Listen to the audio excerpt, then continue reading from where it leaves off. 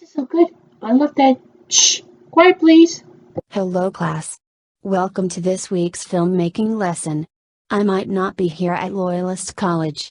I will be at Walt Disney World again to go to Epcot World Showcase Grand Fiesta Tour and Frozen Ever After and Disney's Hollywood Studios to go to Alien Swirling Saucers and Toy Story Mania and Millennium Falcon, Smuggler's Run. Alright. So first, we will be doing home video releases. On today, we will be doing the Bad News Bears 1976 film. Here is the plot in this film. Morris Buttermaker, an alcoholic and former minor league baseball pitcher, is recruited to coach the Bears, a Southern California youth baseball league team of misfit players formed as a compromise to a lawsuit brought against the league for excluding such players from other teams. Shunned by the more competitive teams, and competitive parents, the Bears are the outsiders. Buttermaker forfeits the opening game after the team allows 26 runs without recording an out. To improve the team, Buttermaker recruits two unlikely prospects, sharp-tongued Amanda Wurlitzer, a skilled pitcher, trained by Buttermaker when she was younger, who is the 11-year-old daughter of one of Buttermaker's ex-girlfriends, and, the local cigarette-smoking, loan-sharking, Harley-Davidson-riding troublemaker, Kelly Leak, who also happens to be a good athlete, but has been excluded in the past by league officials. With Amanda and Kelly on board, the team starts gaining more confidence, and the Bears start winning games. Eventually, the Bears make it to the championship game opposite the top-notch Yankees, who are coached by aggressive, competitive Roy Turner. As the game progresses, tensions rise as Buttermaker and Turner engage in ruthless behavior toward each other and the players in order to win the game. When Turner strikes his son, the pitcher, for not following an order, Buttermaker realizes he, too, has placed too much emphasis on winning, and puts in his bench warmers to allow everyone to play. Despite Buttermaker's move, the Bears lose the game. Buttermaker gives the team beer which they spray on each other with a filled celebration as if they had one. Alright. On tomorrow, we will be doing The Greatest Show on Earth 1952 film. Here is the plot in this film. Okay, did you know what? I think that was the animatronic scaring us from this mailman coming to our college. You have to. Is it stopped? Nope. Right now? Okay then. Let's plot film. Maybe not. Okay, now can we move on without scaring? Good. Now plot film please. Brad Braden is the no-nonsense general manager of the world's largest railroad circus. The show's board of directors plans to run a short 10-week season rather than risk losing $25,000 a day in a shaky post-war economy. Brad bargains to keep the circus on the road as long as it makes a profit, thus keeping the 1,400 performers and roustabouts employed. In addition to keeping the show in the black, he faces some other serious problems. Brad's first problem, his girlfriend, Holly, a flyer who expects to star in the show. He must tell her that she is out of the center ring. The management insisted on hiring the great Sebastian, a world-class trapeze artist. Holly is furious. She is also heartbroken, because Brad refuses to acknowledge his love for her. Brad's second problem, Sebastian, a ladies' man whose affairs always cause trouble for the show's managers to the point a board member declares, he's wrecked every show he's been with. His third problem, Harry, a crooked Midway concessionaire who works for a gangster named Mr. Henderson. Ringling Brothers runs a clean show, and Henderson knows Brad won't put up with much. Trouble is also brewing for the beloved Buttons the Clown, who never appears without his makeup. During one performance, Buttons is warned by his mother that they are asking questions. Buttons' skill at first aid suggests a medical background. Holly finds a newspaper article about a mercy killer, but does not connect the doctor who killed his wife to Buttons. Sebastian arrives and is greeted by two former lovers, Angel, who performs in the elephant act with the pathologically jealous Klaus, Lyle Beggar, and Phyllis, Dorothy Lamer, who does a double turn as an iron jaw artist and a vocalist in a South Seas extravaganza. Sebastian is attracted to Holly and offers her the center ring. When Brad refuses, Holly vows to make her ring the focus of attention. The competition between the aerialists becomes increasingly daring and dangerous. The duel ends when Sebastian removes his safety net and suffers serious injuries in a fall when a stunt goes wrong. Buttons tends to him, and the show's doctor expresses admiration. Holly finally has the center ring and star billing, but not the way she wanted it. Brad cannot comfort her, because now she is in love with Sebastian. When Harry is caught cheating customers on the Midway, Brad fires him. Harry vows revenge. He is seen now and then on the periphery of the show, shooting craps and sowing disaffection, particularly with Klaus. Several months later, Sebastian rejoins the show. His right arm is paralyzed. A guilt-ridden Holly professes her love for her former rival over the unfeeling Brad.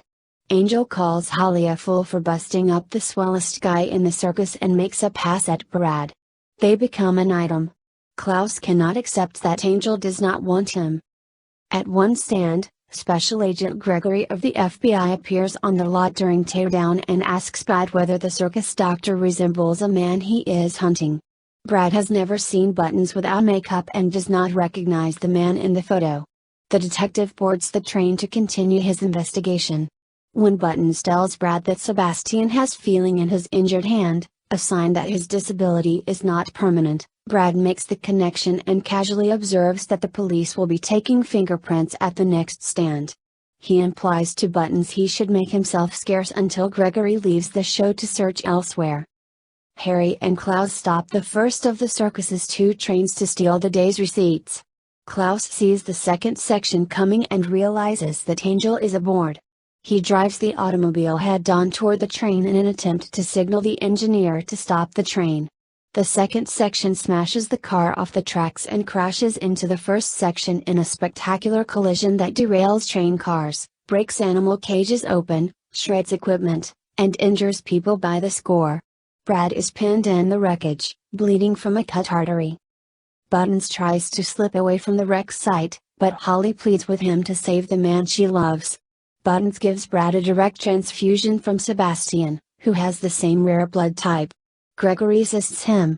Later, Special Agent Gregory reluctantly arrests Buttons, shaking his hand before handcuffing him and telling him, "You're all right." Buttons tells Brad to tell Holly that he will be keeping a date with his girl, suggesting that he may be facing the death penalty. Holly takes command of the show, mounting a parade that leads the whole nearby town to an open-air performance. Brad now realizes how much he loves Holly, but ironically she now has no time for him because the show must go on. Sebastian proposes to Angel, and she accepts. The movie ends with the spec opening the program, the circus making a magnificent recovery from disaster to continue their tour. Alright. On Wednesday, we will be doing King's Final Fantasy XV 2016 film. Here is the plot in this film. Here is the synopsis in this film. Setting.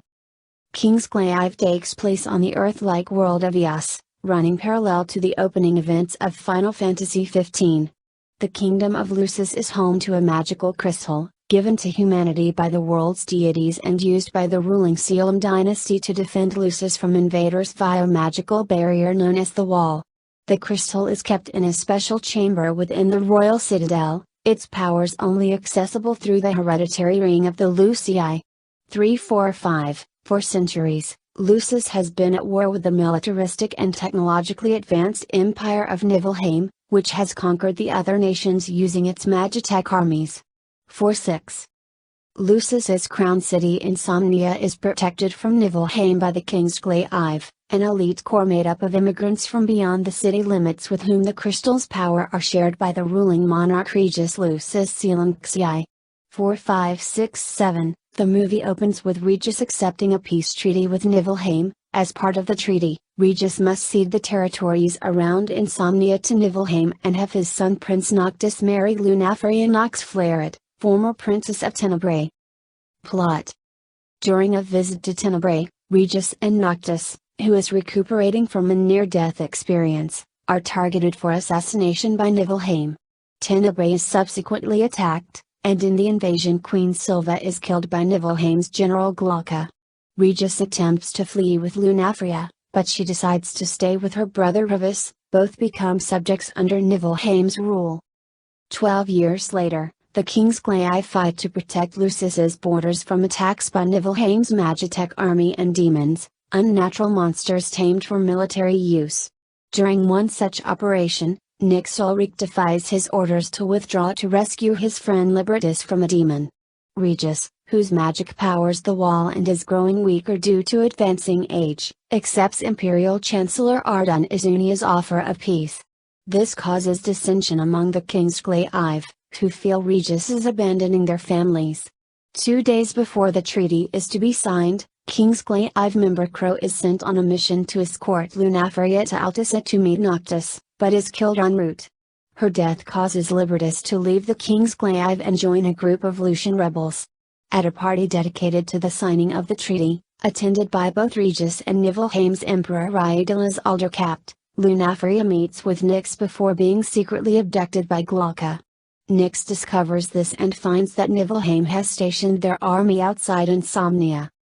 Regis agrees to deploy the King's Glaive, although their commander Drados has disappeared. While Nyx succeeds in rescuing Lunafaria, many of the King's Glaive turn on him. Nyx, Lunafaria and rebel leader Lush Lazarus escape as the ship disintegrates.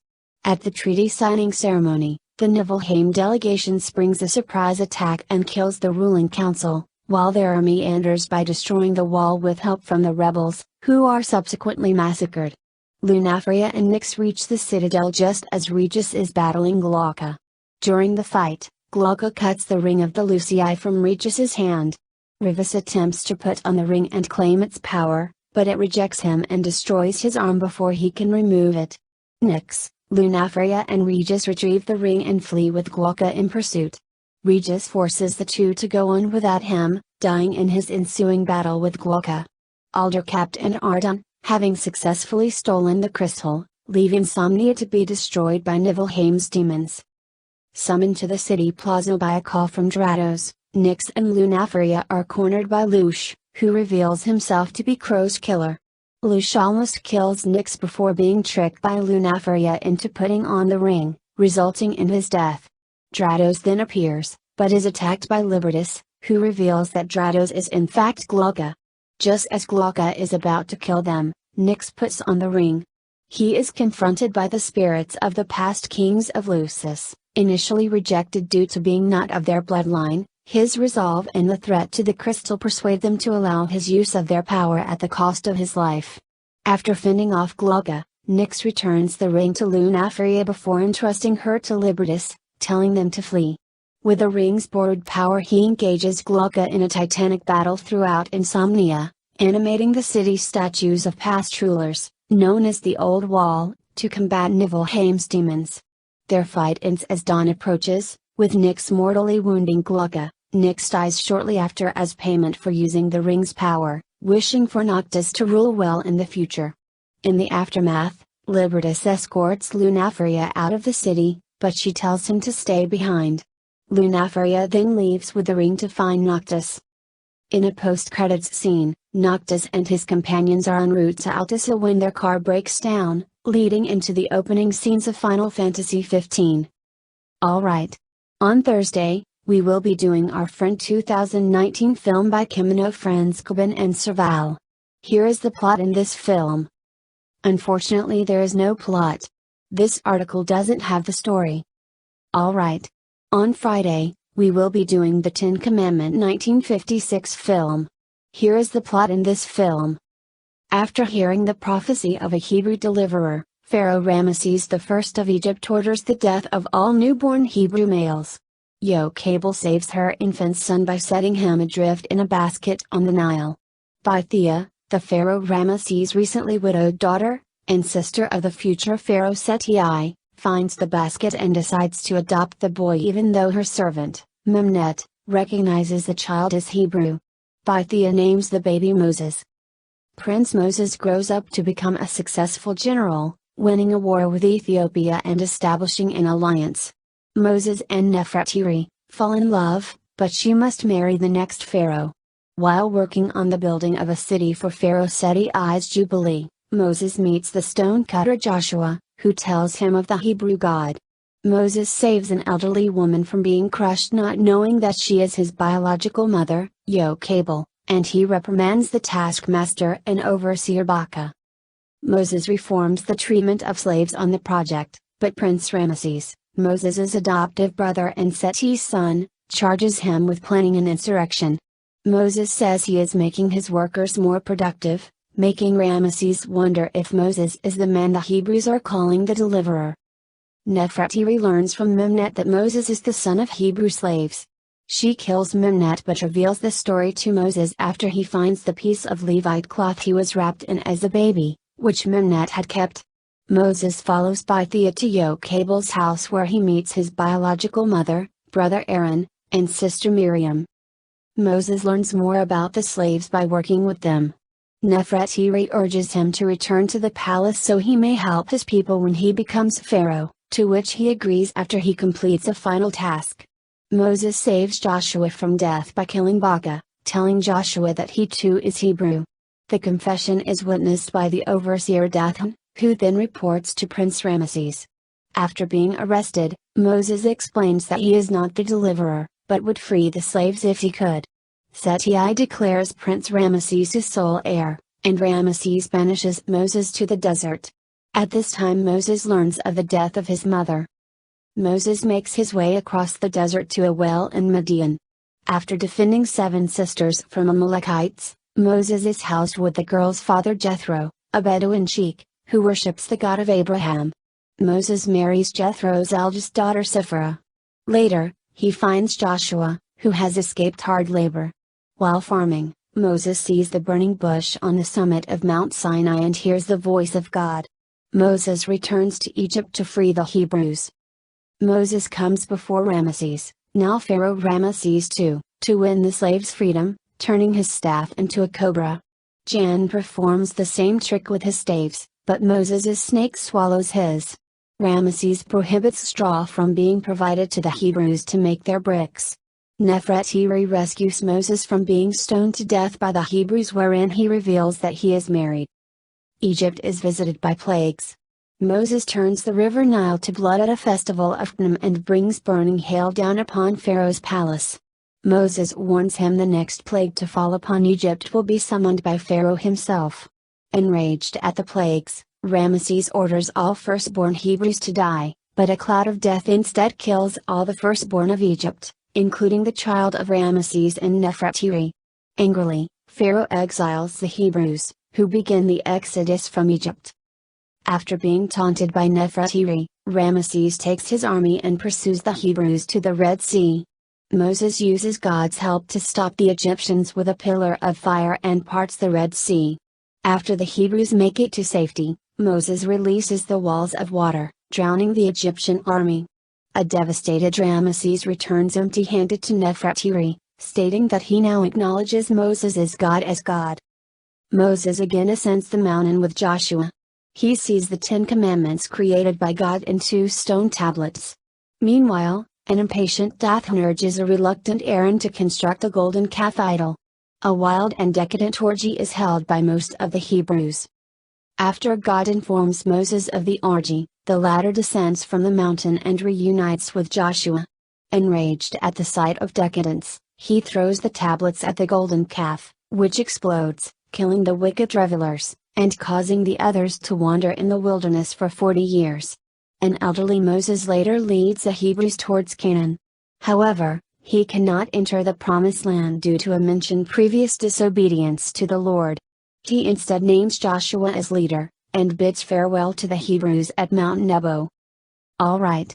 Also on Friday, we will be doing Wonder Woman 1984-2020 film by Camino Franz Caracal. Here is the plot in this film. A young Diana prince participates in an athletic event on Themyscira against older Amazons. After falling from her horse, Diana takes a shortcut and remounts, but misses a checkpoint. Antiope removes her from the competition, explaining anything worthwhile must be obtained honestly. In 1984, Diana works at the Smithsonian Institution in Washington, D.C., while secretly performing heroic deeds as Wonder Woman. New museum employee Barbara Ann Minerva, a shy geologist and cryptozoologist, is barely seen by her co-workers, and comes to envy Diana. Later, The FBI asks the museum to identify stolen antiquities from a robbery that Wonder Woman recently foiled. Barbara and Diana notice one item, later identified as the Dreamstone, contains a Latin inscription claiming to grant the holder one wish.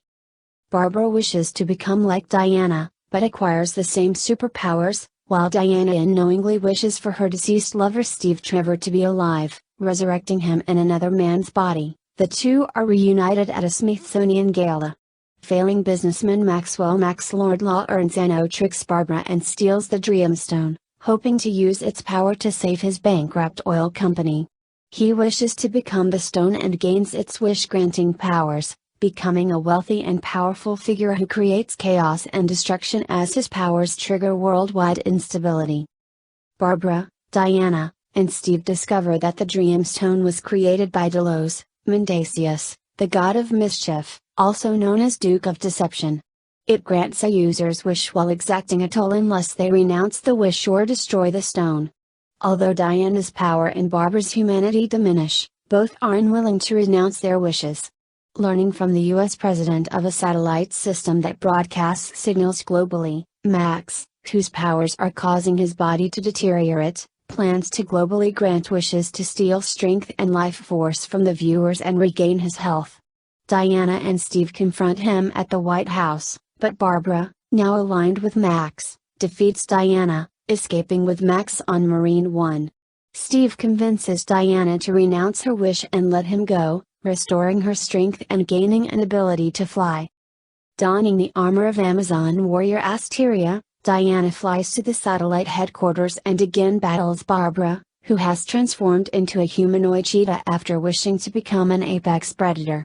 Following a brutal match, Diana tackles Barbara into a lake and electrocutes her, then pulls her out. She confronts Max and uses her lasso of truth to communicate with the world through him, convincing everyone to renounce their wishes, causing Barbara to revert to normal, then shows Max visions of his own unhappy childhood and of his son, Alistair, who is frantically searching for his father amid the chaos. Max renounces his wish and reunites with Alistair. Sometime later, Diana meets the man whose body Steve possessed. Meanwhile, Asteria is revealed to be secretly living among humans. Alright. That's all the home video releases we got. So second, we will be doing TV series over home video releases. On today, tomorrow, Wednesday, Thursday and Friday, we will be doing Meet the Chimps by National Geographic with their own voices to voice actors and actresses. Alright. That's all the TV series over home video releases we got. So third, we will be doing Monkey Pictures and Roman Cow Productions and Donkey Teeth Company shorts. It is about Tom and Jerry the Zoot Cat 1944 short. Here is the plot in this short. A Valentine note to Toots from Tom, with a pink ribbon tied to Jerry, is inside a gift box. Meanwhile, Tom gets ready for a date, his whiskers in curlers. Tom knocks on the door, rings the doorbell and shouts before dropping the box and hiding behind a pillar on the porch. Toots opens the door and is pleasantly surprised at the gift. Tom then attempts to impress Toots by playing a ukulele, singing, doing tricks with a yo-yo and dancing. Finally, Tom presents her with a bouquet of flowers, but a loose floorboard smacks him in the face and knocks him flat. Toots responds with a scathing disparagement of Tom and jive talk, while Jerry nods in agreement to her words. After she throws the gift back at Tom, which includes Jerry, Jerry grabs an ear of corn and plants it in the box, signifying that Tom's efforts were corny, slang for outdated. Tom then hears a radio commercial for a zoot suit, which gives Tom an idea, to make his own zoot suit and dazzle his friend. On his knocking on the door again, Toots is now electrified and Jerry shocked to see Tom in the impressive outfit, calling him Jackson. Tom lights a cigar as Toots compliments his new, hip look before inviting him inside. They start to jive dance and Jerry politely cuts in, dancing a few steps with Toots before Tom realizes what's going on. Tom chases Jerry, who escapes by jumping into an ashtray and rubbing a burning cigarette butt on Tom's nose. Jerry then peels a banana and throws the skin onto the floor, which sends Tom crashing into a piano. But he recovers in majestic form and starts to play the piano, taking on the persona of a suave, romantic lover and trying to impress Toots by using a Charles Boyer-esque voice saying, "You set my soul on fire. It is not just a little spark, it is a flame, a big roaring flame." Jerry sticks matches in Tom's toes, and lights them in order to give him a hot foot.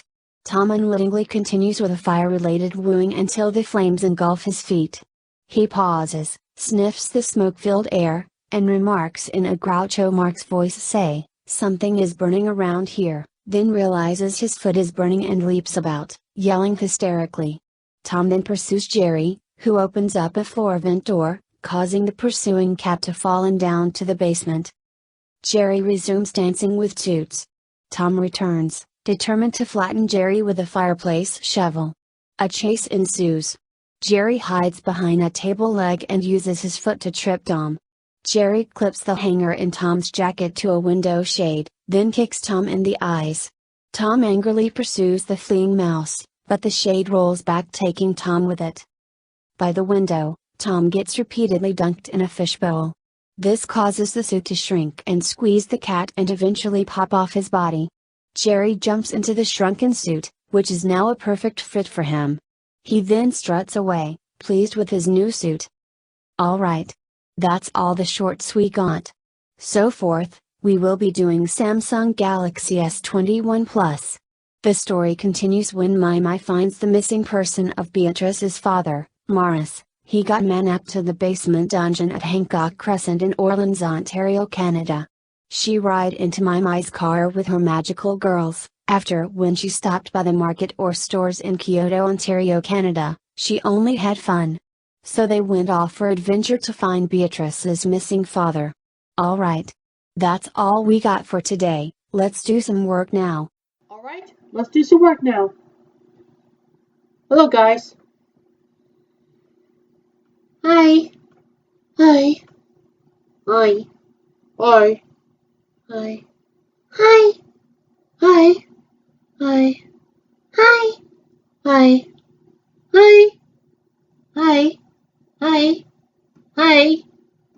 Hi. Hi. Hi. Hi. Hi. Oh gosh, you're all here. Anyway, let's go to Walt Disney World again so we can go to stay at the hotel called let's see now. What's a hotel? The hotel is called the resort is called um this is Port Orleans. Um this is Port Orleans Riverside French Quarter. This is Port Orleans Resort French Quarter. Okay. Good. Good. Good.